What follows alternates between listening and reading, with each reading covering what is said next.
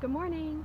Today we're going to take a tour of the Japanese garden very near our home in the Sepulveda Basin. It was developed in the 1980s as part of a water reclamation project. So there's a water reclamation plant adjacent to it that is used by the San Fernando Valley, and it was created by Donald Tillman. And Donald Tillman wanted to show that reclaimed water could do wonderful things. And there is this beautiful Japanese garden, and I'm going to tell you a little about it today. Where there is a lake with these lovely little bird creatures. I'm not sure what kind of creatures those are. And this beautiful island in the middle of really a lake. It's a lake here. All reclaimed water, beautifully placed stones. But you may notice the building in the background. If you're a fan of Star Trek, it was the part of the movie set for Star Trek: The Next Generation. I think it was the Starfleet Academy. So, you know, we live near Hollywood, so that's what happens. It does look like a Starfleet Academy, I think.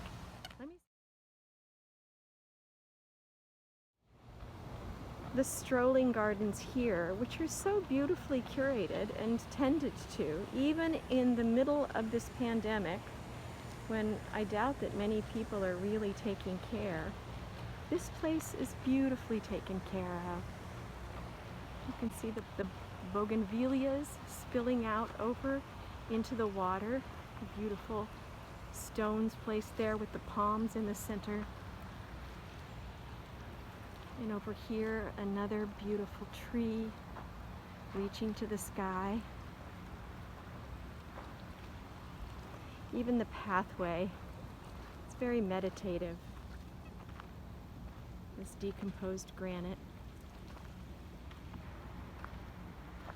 And I'm pretty sure I'm looking here at dichondra, which is extraordinarily rare these days, but I will say that growing up as a kid in the San Fernando Valley, everybody had dichondra. And my father used to pay me to go out and weed the dichondra. So that's funny. There's little azaleas here for a little touch of color. It's very beautifully structured. There's two big fish. Do you see them?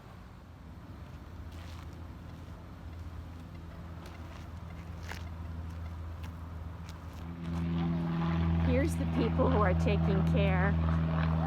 They're doing the same thing that I did in the 1960s. They're pulling the weeds from the dichondra. Here's a beautiful bamboo forest, and you can hear the lovely waterfall in the background. So relaxing.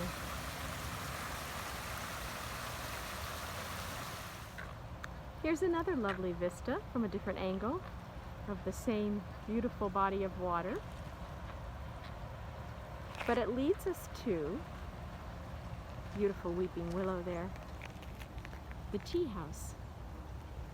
And this is the third part of the garden, the tea house. Now, if it wasn't COVID, we would go in and have some tea. But it's very beautiful, and look at the water reflecting on the eaves. I'd like to have tea there. Let's take a look inside the tea house. This is the Shoin tea house. And there's beautiful stones as you enter into it.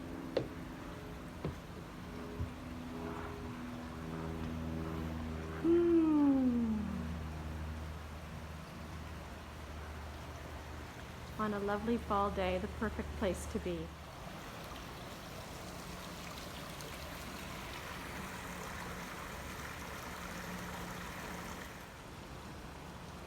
And this is the view from the tea house.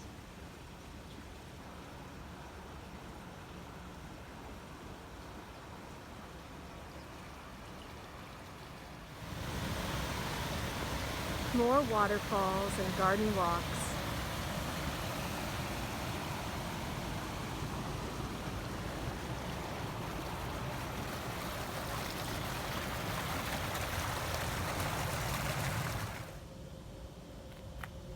there's fish everywhere. And we'll end our afternoon here, our afternoon visit at the Japanese garden in the Sepulveda Basin with this beautiful lily pond. It's just delightful. It's made specifically for these beautiful lilies, and you can see one of them blooming here.